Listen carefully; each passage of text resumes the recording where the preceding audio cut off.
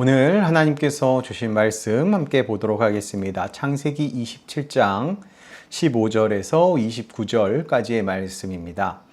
창세기 27장 15절부터 29절까지의 말씀, 우리가 함께 성경을 봉독하겠습니다. 리브가가 집 안 자기에게 있는 그의 맏아들 에서의 좋은 의복을 가져다가 그의 작은 아들 야곱에게 입히고 또 염소 새끼의 가죽을 그의 손과 목에 매끈매끈한 곳에 입히고 자기가 만든 별미와 떡을 자기 아들 야곱의 손에 주니 야곱이 아버지에게 나아가서 내 아버지여 하고 부르니 이르되 내가 여기 있노라. 내 아들아 내가 누구냐. 야곱이 아버지에게 대답하되 나는 아버지의 맏아들 에서로소이다. 아버지께서 내게 명하신 대로 내가 하였사오니 원하건대 일어나 앉아서 내가 사냥한 고기를 잡수시고 아버지 마음껏 내게 축복하소서.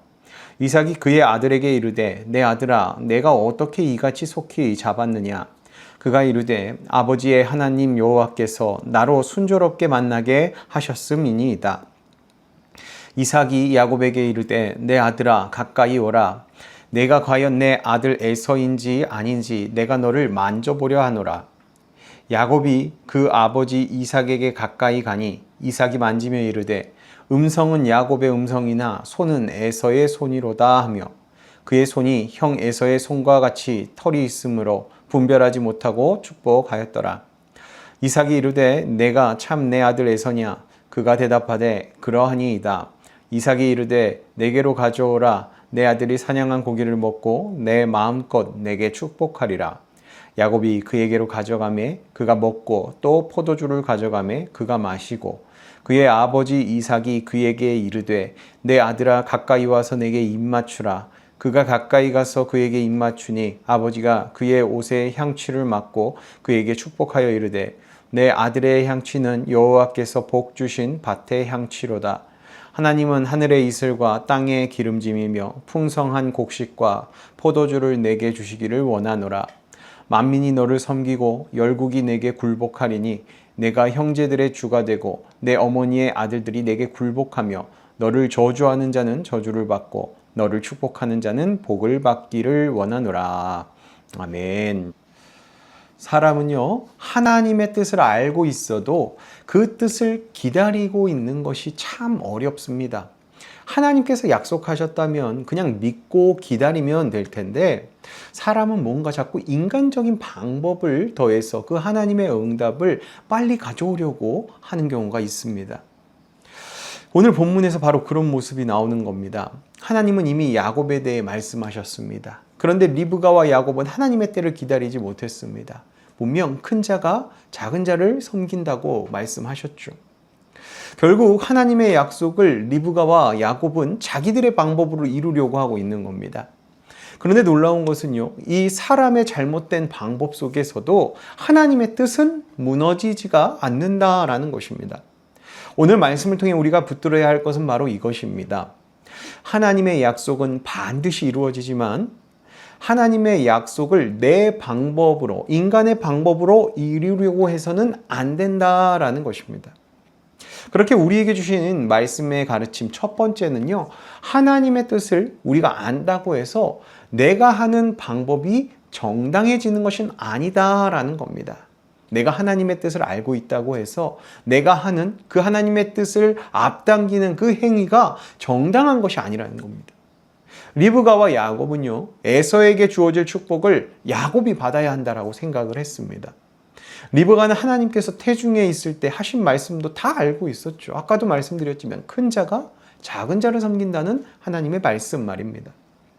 그런데 문제는 하나님의 뜻을 알았다는 사실이 아니라 그 뜻을 이루는 방법이 문제였습니다. 리브가는요, 에서의 옷을 야곱에게 입혀 놓습니다. 그리고 염소의 가죽을 손과 목에 붙였습니다. 그래서 털이 많은 것처럼 느껴지게, 보여지게 한 것이죠. 또 별미와 떡과 포도주까지 대신 준비해 줍니다. 아주 치밀하게 계획된 겁니다. 그렇게 철저하게 준비했지만 한 가지는 놓쳤습니다. 바로 뭡니까? 야곱의 목소리. 이것은 에서와 똑같이 낼 수가 없었던 것이죠. 사람의 계획에는 언제나 빈틈이 있기 마련입니다. 하나님의 뜻을 알고 있다고 해서 내가 하려고 하는 모든 방법이 옳아지는 것은 아니라는 것이죠.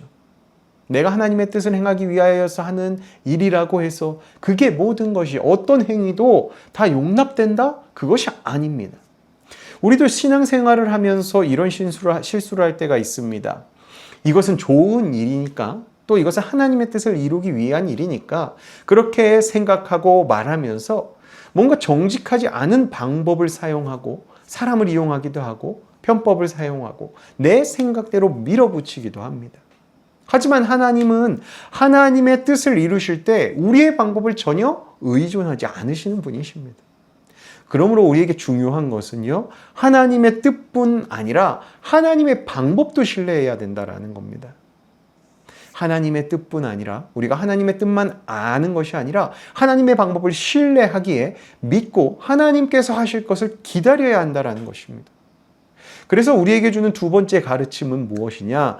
하나님의 약속보다 내 계산을 앞세우면 안 된다라는 겁니다. 하나님의 약속보다 내 계산이 앞서선 안 된다. 야곱은 아버지 앞에 어머니가 준비해 준 것들을 가지고 나아갑니다. 본문 19절입니다. 야곱이 아버지에게 대답하되 나는 아버지의 맏아들 에서로소이다.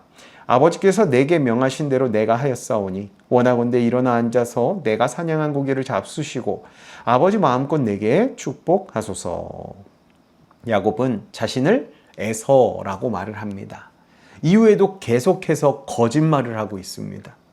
이삭이 어떻게 이같이 속히 잡았느냐, 이렇게 어떻게 빨리 그렇게 고기를 잡았느냐라고 묻자 야곱은 하나님까지 끌어들이면서 이렇게 말을 합니다.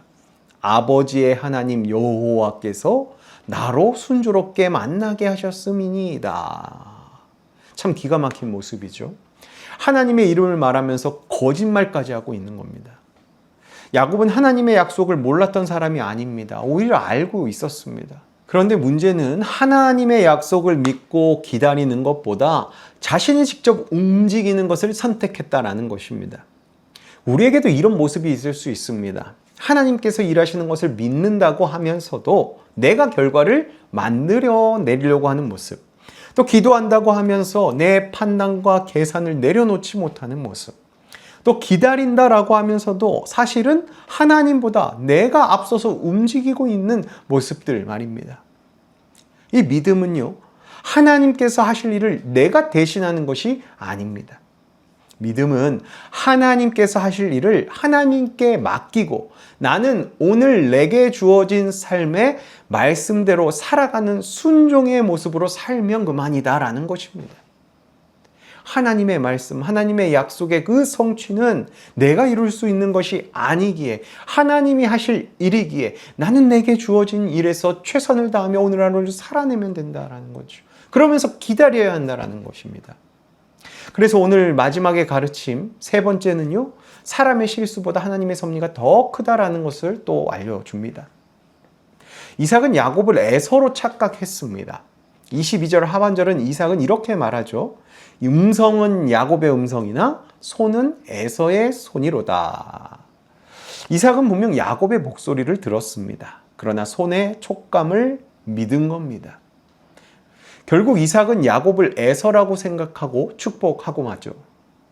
사람의 입장에서 보면 모든 것이 잘못되어 가는 것처럼 보입니다. 이삭의 편애가 있었고 리브가의 계략이 있었고 야곱의 거짓말까지 있었습니다. 그런데 하나님은 그 모든 상황 속에서도 자신의 뜻을 이루어 가십니다. 이것이 하나님의 섭리입니다.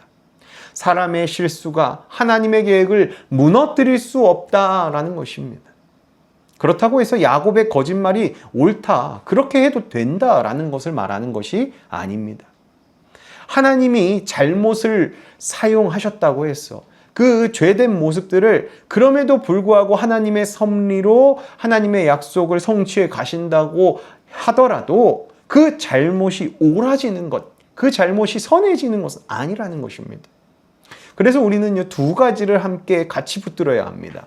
첫 번째, 먼저 사람의 죄와 잘못은 분명히 경계해야 한다라는 겁니다.